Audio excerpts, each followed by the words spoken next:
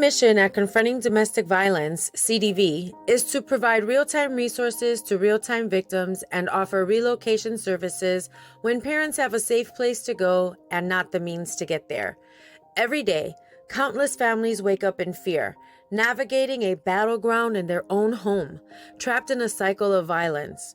It is a known fact the most dangerous time for a victim is when the abuser knows they're leaving right up to the point of leaving. One of the biggest challenges a parent faces is fear and finances. So while we aim to help numerous families each month by fostering multi-agency collaborations, we're humbly asking you for your support too. Every little bit helps to make our mission a reality for families ready to leave their toxic, abusive environment. No parent should have to leave everything behind or resort to homelessness when leaving for safety. Your contribution can make a world of difference in offering a family to feel safe at home once again.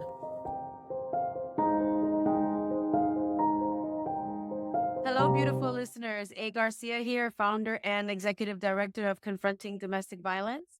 What we talk about here is not intended to trigger.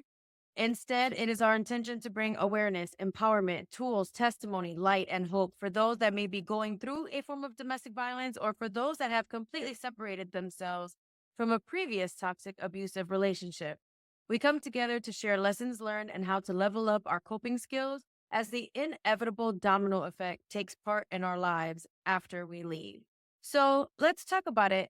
Today we have Kyara here, and she is a beautiful woman, a survivor, and a strong-willed individual that is going to be open, vulnerable, and safe today and sharing her story and her triumph with her experience. Hello. Welcome. Thank you for Thank being you. here. Thank you for having me. All right. So we had a quick meet and greet before we decided to actually record the podcast. And there was so much information that you were sharing with me just in your story alone with high school and teenage love and your beautiful baby. Is there anywhere that you would like to start? You can start right from the beginning. Great. Wherever you feel most comfortable. Okay. I was really young, like 5 or so, when I can recall my mom going through domestic violence. And I remember very vividly, actually, her boyfriend at the time had a gun to her head, and me being scared and wanting to help her. And I remember climbing through my bathroom window to run to the neighbor's house to go and get help. And the neighbor was really nice. We were really familiar. And when she saw me like in a panic, she came right over. And it just so happened that when we were entering the house, my mom was running out of the house, running down the street with one shoe on. And I guess he had went into another part of the house. We ran after my mom. So I had 2 siblings at the time. I had 2 younger siblings. So I grabbed my sister. I think she was like 2. My brother, he was a newborn in the car seat, and we were running after my mom, and the neighbor was trying to make sure that we were safe, trying to figure out where we're going because so much is happening. We hid under a house for what felt like an eternity, and we didn't feel safe or come out until an officer came to get us. And he brought us to a safe house because we could see the guy's car riding up and down the street looking for us. That was my very first encounter with domestic violence. And then years later, my mom she married, and he was a predator, and he sexually assaulted me when I was like very young, like 11, 12 years old. And no one believed me. They thought that there's no way that he could possibly be this way. So the church that I was in at the time, I had grown up in the church. So I ran to someone that I trusted very much and told her, like, please help me. And she went back and told my mom, and she said that was my family's business. We were in the South, so they were very conservative there. And I got a really good whipping for talking about what's going on in our household. And then all these things it seemed so normal because literally every woman in my family, on my mom's side, had encountered domestic violence at some point. My aunt, myself, my sisters, my mother, my grandmother. My very immediate family, all of us have encountered that. So seeming like I grew up in that environment, whenever I saw what I thought was my knight in shining armor, because I was leaving, like I had to leave my mom's house, I had to leave the church, which felt more of a cult. I was determined, like, I have got to make a better decision for my life. I can't choose this. I refuse to to live this way.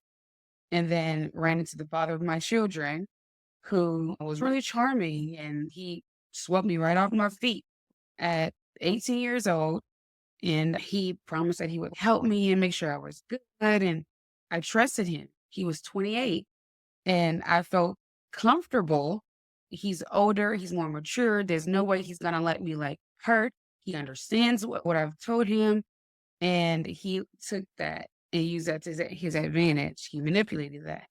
And it would get to the point to where I wouldn't do the things that he wanted me to do. So he threatened to bring me back to my mom's house. And he knew exactly how I felt about that. And he felt like that was his way of controlling me and knowing I didn't have any other support from any family member or anywhere else to go. So it was either the street or I was going to do what he said. He played on that for sure. And then I got pregnant with my daughter. So we had a kid together. And oh, it got so much worse. That was like his playground. Like he felt I was trapped now. He didn't want me to go to school. He didn't want me to get a job. I was completely dependent on him. And I was so young and naive. That's all that I knew. This has to be right. And I also didn't want to grow up in a broken home, have my kid raised without her two-parent household. We'll get through this. He has potential. I can see that he could be better. And realizing that it was just going to continue to get worse. So he used that opportunity to cheat on me, to lie to me, and things literally got worse. And it got physical when I decided I was going to enroll in college anyway. So found out I was pregnant with my son at that time. I decided I was going to get a job. I was put my daughter in daycare, and he wasn't having it. Things got really physical. He punched me in my face while I was holding my daughter because I said I was going to go to school and make something out of my life. Like, why wouldn't I? Why wouldn't you want that for me? So my sister was living with me at the time, and she pulled him off of me. I could remember him having his hand around my neck and strangling me to where it was like turning black and I was seeing stars. And I remember her hitting him with something and pulling him off of me. And literally, all I did was call into work because I was scared. Okay, I got to figure out my life and what I'm going to do now. And I stayed another 4 years. And then I was years later, after being depressed and failing classes at school. I was an honor student, but I started failing my classes because he would try to sabotage everything that I had going on. I was at a Lauryn Hill concert when I decided I have got to make a change. Something I cannot live like this anymore. Refuse. I refuse for this to be my life. I'm not doing this anymore. So I had an awakening moment where I decided I was going to make a difference in my life, in the lives of my children that day. So while at the concert, I sat down and tears are streaming down my face. I'm Googling survivor groups. I knew the traumas that I had. I had understood the traumas that I had gone through. I was taking psychology courses in school. And I realized that, yeah, I need help. And if I'm going to be better than my mom was with me and my other siblings, if I'm going to be better for my children, I got to get myself together. So I found an adult survivor group, went to therapy and finished their program. I got a nice little certificate and graduated from there. And I started seeing a personal therapist, like a one-on-one private therapist. And I felt so much better. But that was the moment that he snapped because he saw me growing and elevating.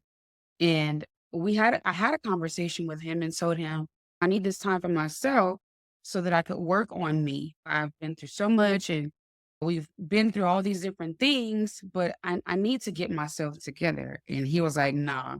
He felt I was cheating or I was messing with someone else. And I literally just want to get my life together. But one day, whenever I was going to go and study for one of the exams that I had at school, I asked him to watch our kids. And he was like, no, you're not leaving. You're not going to study. You're not doing anything.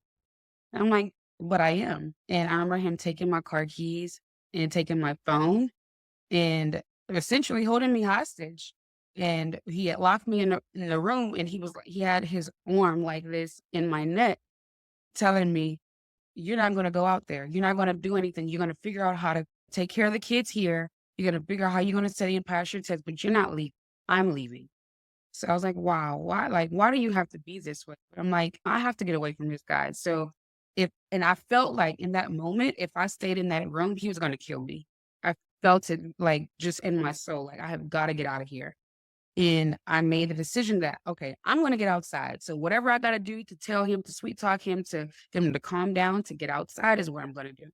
So I told him, I don't remember exactly what I told him to get out, but I told him, I'm like, I'll be right back. So I ran outside and I grabbed, I think it was his phone that I had seen, but I thought it was mine. So I grabbed his phone and I ran outside. He was right on my heels. I didn't realize he was right behind me. And mind you, he's 6 foot tall, 250 pounds. I'm 5'2". Like, I'm really tiny compared to him. And he's like, "You thought you were going to escape?" And I'm like, "I told you I'm coming right back." And he grabbed me and he body slammed me on the cement outside. I woke up to him being handcuffed. I don't know how much time had passed, but he knocked me out. And when he got arrested, I was like, yeah, I'm never going through this again. This is not it. I'm never going to choose that for myself. So I ended up failing out of nursing school because I was in nursing school. I ended up failing out of nursing school and trying to figure out, okay, I had 1 semester left and then I was going to graduate. Like, I spent all these years in school. What am I going to do now? Um, so I was told that if I was going to try to re-enroll in the program, I would have to wait 3 years and then start all over again. And I refused. There's got to be another way.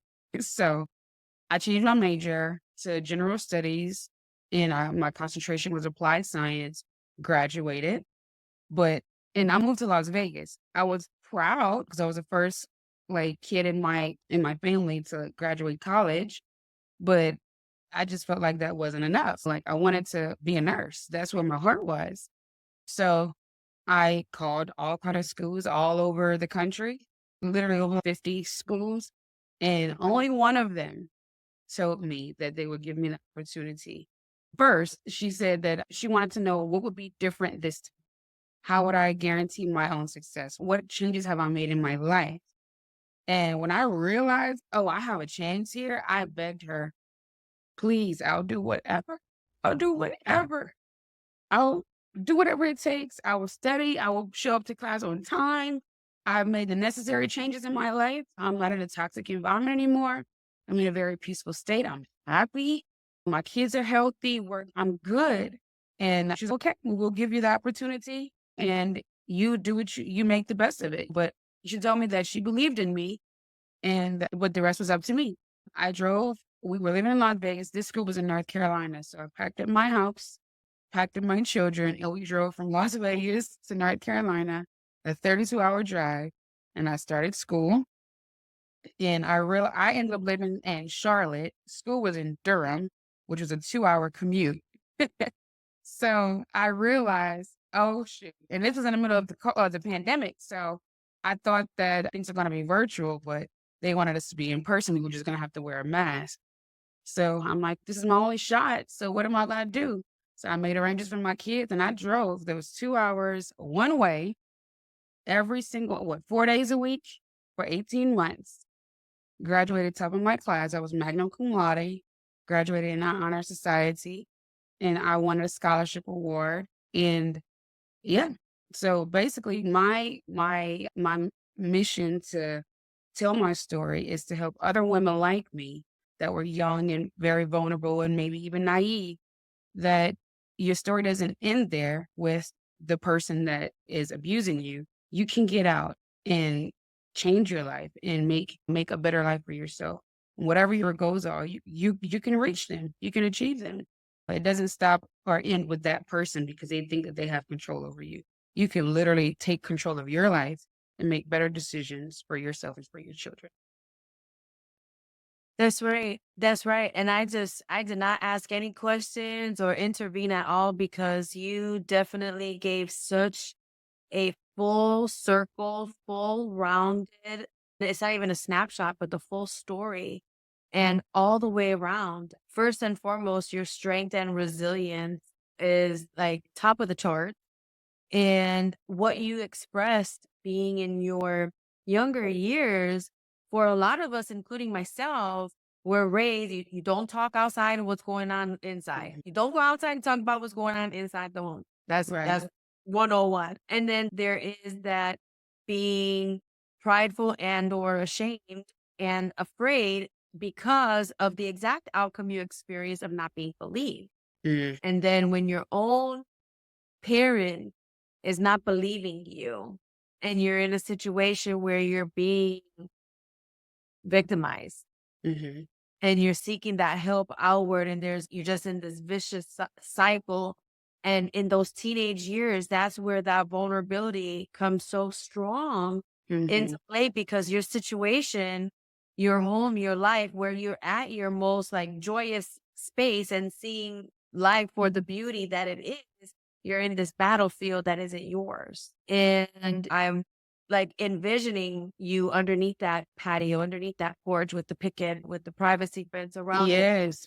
seeing the cars and seeing the police at this little age, 5 years old with younger children. Like you had to step into a role that almost confiscated your childhood. Yep. So you had to hurry up and become this mature individual in a matter of damn near overnight. Yeah. And then you saw this man that was like, I got you, don't worry, and turned into the I got you, you're not going anywhere. Mhm. Shining armor, very familiar with that too, right? Thinking that everything's going to be different because it's the vision that you have in your head as came up with together. Yeah. Exactly. And all of the things that you started to notice. And this is big with teen dating violence and even whatever age folks are dating these age. And no matter how Right. old while you're still out there dating these days, it's all of these words of affirmation that aren't backed by character or action. And it's easy to get duped, like you were saying, into this space where he's listening to all these dreams, he's feeding it back to you. You're like, oh yeah. And then reality completely different. Beautiful part, and we won't get into too much of this up. I suppose we could. It's really all based on your comfort zone. But those 4 years while this was like when you were first found out that you were pregnant with your second baby and you were going after your education and your school and being something. Was he the breadwinner? Was he the only person working? Was he like the provider? Where did he feel like this power and control was all his? Do you know? So he didn't have a job at all. He was watching my children for me while I worked overnight. I worked overnight Monday through Friday. And then I would leave work, get my kids ready for school. I was pregnant with my son, but get my daughter ready for school. And she would go to school to daycare on campus while I was at school. So he didn't do anything. He just felt entitled because we had kids together. Okay. Yep. No, that's very fair, because the listeners out here, the ones that are going through something very similar or have gone through or are about to enter into and not knowing what these signs are. This is very important topics and questions, dialogue to have, because what are the signs? And if you knew then what you know now, Right. what would have been those signs for you, and what would your advice be to yourself? The first thing I would say is, so a little backstory to that. He was familiar with the church that I had gone to. He was very familiar with, well, it was more of a cult, but he was familiar with that particular denomination. Had known people that were very close to me because the way the church was designed, everybody knew each other. We all went to school there. We all went to church there. So everyone pretty much was like a big family. So he had got intel on me, and we ended up meeting at work. So he had gotten intel on me and then came back and approached me and knew what to say to me. So he's listening to the things that I'm telling him, but he also had known who I was and did his research before we started dating. But I would say him love bombing me for sure, him feeding me these words of affirmation, as you said, that were pretty much empty. He manipulated the situation. So he knew that I needed support and I needed help. So it was pretty much, okay, I'm going to help you out of that situation, but you're going to do whatever I say, or you can go back there. So that was a thing. Then he would lie and make himself feel like, oh, I'm sorry, I just have these issues. I just really need help. Maybe I need to see a therapist. I didn't mean to hurt you. I love you. He would worship the grounds that I walked on. And then he became my enemy, like overnight, because I disagreed with him. But he played a lot of games. So it was whatever. He was so insecure, but he would play like these mind games. He would talk down on me like, nobody would ever want you. You've got 2 kids. You're worthless. You're nothing. You belong to me. Oh, I'm the only person that could ever love you. He would say stuff like that. He would prod at my self-esteem, and nobody else in your family loves you. I'm the only person that's here for you. He pretty much whatever you can think of, he displayed that. And even today, because we have kids together, we co-parent, and every single day he makes an attempt like, oh, but I want my family back. Oh, I've changed. I've made a difference. And just because they say all these things, you got to pay attention to the actions. Because, of course, they'll tell you which they want you to hear. Well, they think you want to hear, rather. And like he had even gone as far as saying, oh, I started seeing a therapist and I started going to church and I'm giving my life over to God. And I'm just like, but you don't even believe in God. I know this for over 13 years. Like, you don't believe in God. So what are you doing? Like, you're playing. And not that I was even interested, but even him saying those things, he's playing this game. He's playing this game. But like I said before, the classic signs for me were manipulation. He would lie. He would make me feel worthless and say that nobody else would want me. He's the only person that could help me succeed because he knows me better than anybody else. Though I would say those are the things that were very recurrent in my relationship with him. Yeah, sounds very. And so, for listeners, if this is anything that you're or that you're dealing with on a consistent or patterned basis, pattern or Mhm. consistent, in my personal book is 3 times or more. These are signs and some additional things that I want to put out there. If you're feeling more sad than you are happy, if you're feeling more doubtful than you are confident, if you're asking Yes. more questions about yourself instead of knowing who you are, these are things that are responses or outcomes to the things that Kyara was just talking about. Those Mhm. statements that are being made create these insecurities and these self-esteem issues and these doubts that I'm talking about here. A couple of other things that I would like to put out there too is that check to see what their relationship is with their parent, with their mother. Mhm. Check to see what their relationship is with their sisters, with their cousins, even coworkers. See how they are in social settings. Interference, or they're telling you not to tell anybody something or don't Yes. say something or whatever the case. It's because they know it's bad and they don't want to be exposed. So that's telling you something right in your face. Yes. I experienced that. His mom had actually told me, I don't think you know Bradley the way you think you do. And we were together, I don't know, 6 years at that point. She's, for whatever reason, he wants to hurt you. He wants to see you fail. And I can't understand why.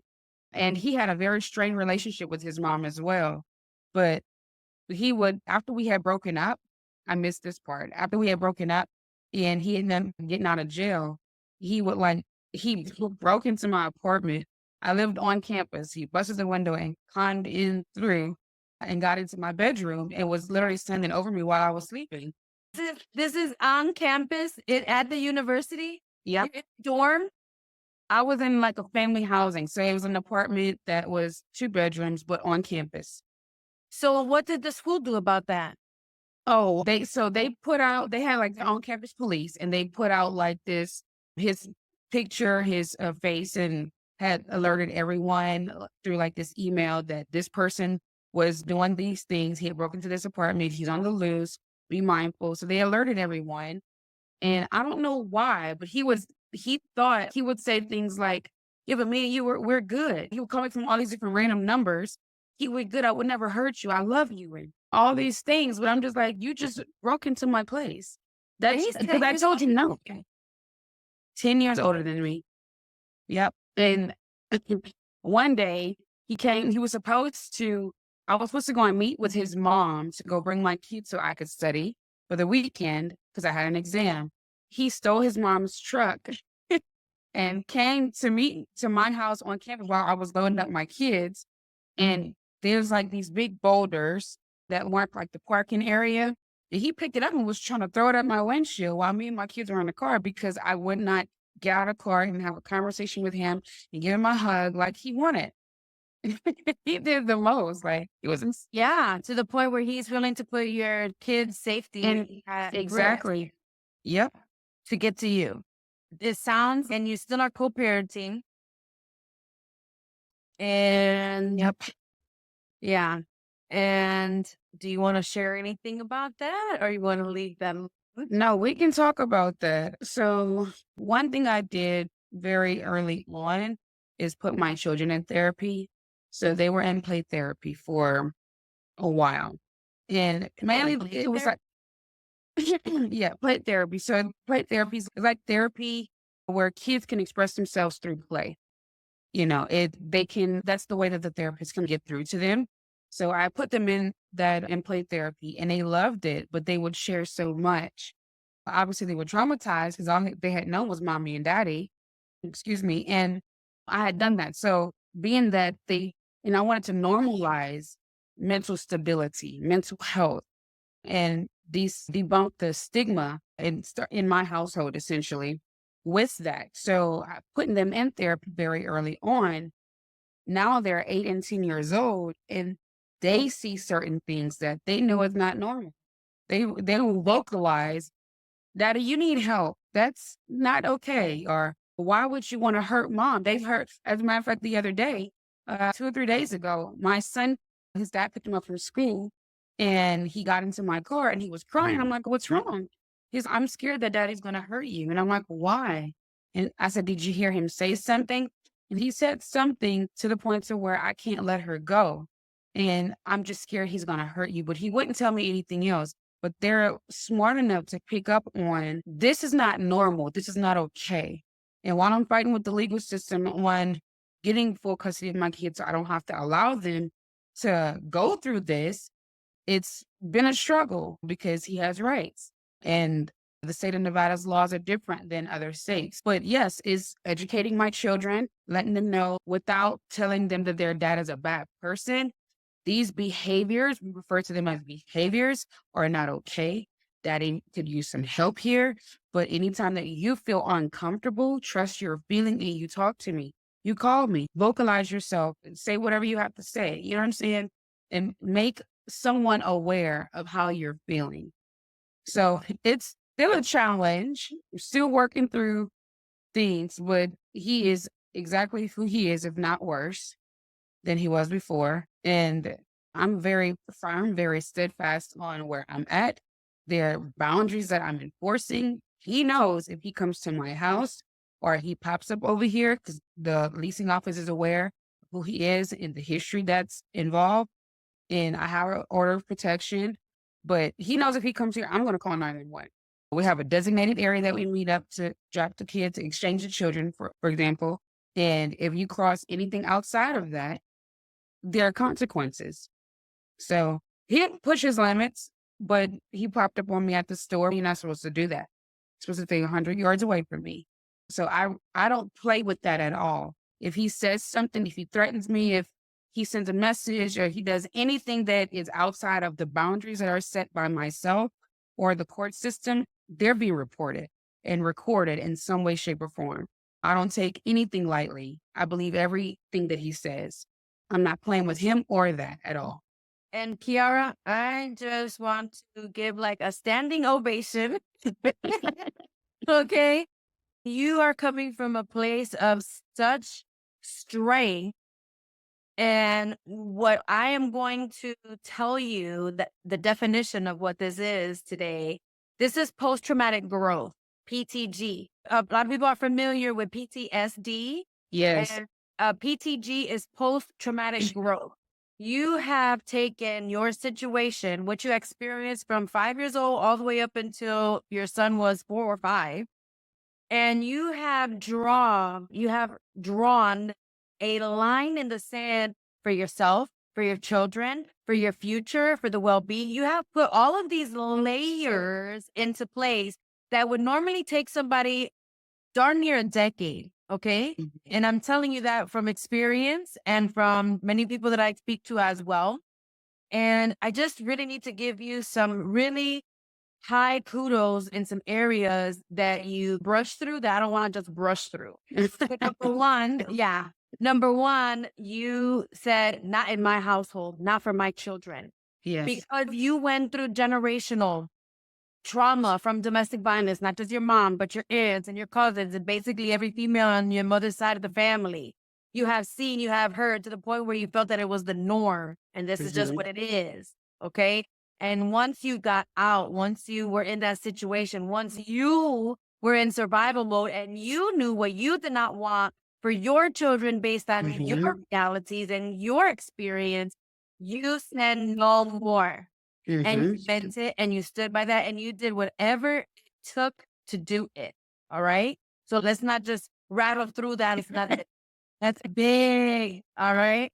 And Thank it's you. yeah. And it sounds like for most of us as mothers, parents, but mothers more so than not, because the statistics show that we are the ones that look at our children and say, we need to be strong for them. We need to do for them. Yeah.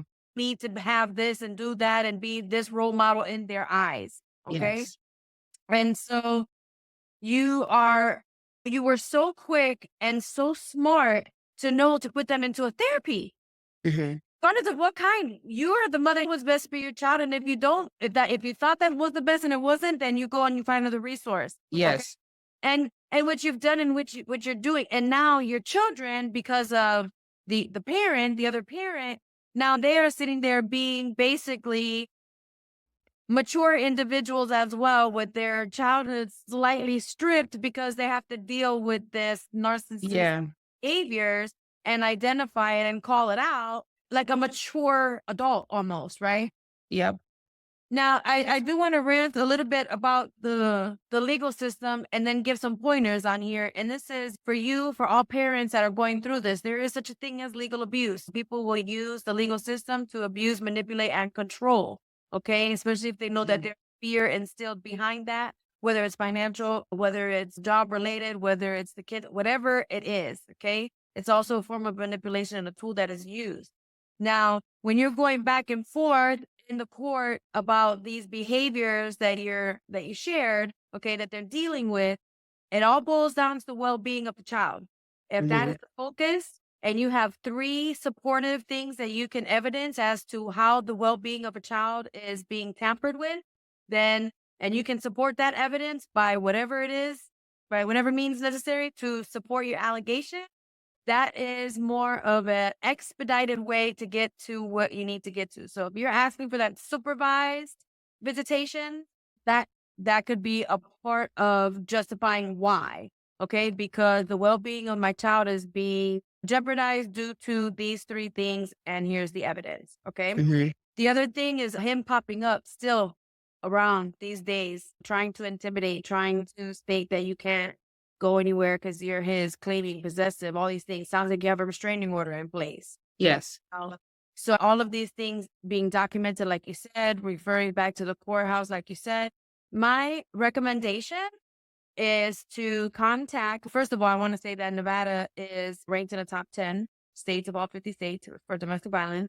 But contact your attorney's general office. See if you can find an advocate, a domestic violence advocate. They are very astute into the programs that are receiving funding, the programs that are available for people like yourself and other real-time victims, especially when you have restraining orders in place and things of that nature to stay safe. It's crazy when you have no children and there's a domestic violence situation and the court says, stay the furthest away and 0 contact. But then when you have children, they're like, okay, figure it out. Yeah. Very night and day. All right. And the children are the ones that unfortunately are traumatized behind that. So just really big kudos to you on doing everything that you're doing and setting those boundaries and keeping them. That's where a lot of people become a little weak or a little more damaged because There's when you have to stay in communication, there's always a way that they try to find in. And when persistence is there, it starts to weaken that foundation. So I really need to give you some high props on there.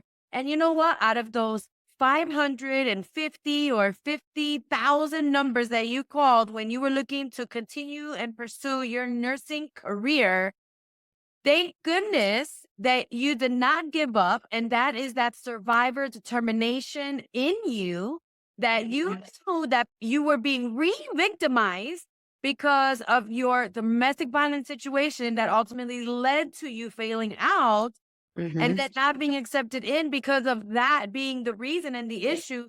I bet you anything that individual you connected with that said they believe in you and gave you that opportunity is because they themselves either went through it, or somebody that they loved dearly, they saw it themselves.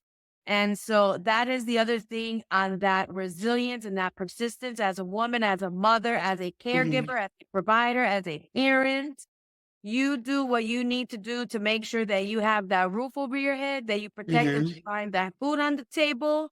And it is not easy at all. And you took the risks and you made these steps and choices that you needed to for you and for your children. And look at you today. Thank you.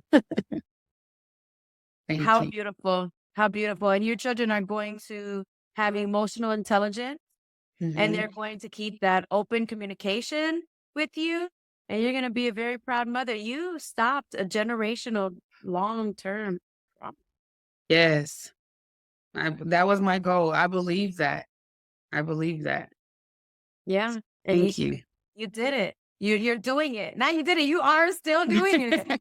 And I think that's what it's time for the listeners to really comprehend and understand, is that, hey, things look beautiful. They can turn out really ugly. It could be beauty, then it can be beast. And then you know what? It's time for you to know who you are and who you are not, and do something about it, because nobody can control you but you. That's right. Wow. Wow. I want to thank you so much for being here today. And for everybody who was listening, if you were triggered, I apologize. If you realize there's areas to work on within, or areas in your life where the past is holding you hostage, you're not alone. There's programs available to help you. You can level up and you can experience true post-traumatic growth. That's what this show is all about. We are confronting domestic violence together as a community, making a difference mentally, emotionally, spiritually, financially, together. Thank you so much, Kyara. Thank you for having me. Thank you so much. Do you want to tell people where they can find you? Oh, sure. I can be found on Instagram at The Only Key with 5 Ys, and Facebook, LaShawn Bryant. All right. Thank you. Thank you so much. Thank you. Our mission at Confronting Domestic Violence, CDV, is to provide real-time resources to real-time victims and offer relocation services when parents have a safe place to go and not the means to get there. Every day, countless families wake up in fear, navigating a battleground in their own home, trapped in a cycle of violence. It is a known fact the most dangerous time for a victim is when the abuser knows they're leaving right up to the point of leaving. One of the biggest challenges a parent faces is fear and finances. So while we aim to help numerous families each month by fostering multi-agency collaborations, we're humbly asking you for your support too. Every little bit helps to make our mission a reality for families ready to leave their toxic, abusive environment. No parent should have to leave everything behind or resort to homelessness when leaving for safety. Your contribution can make a world of difference in offering a family to feel safe at home once again.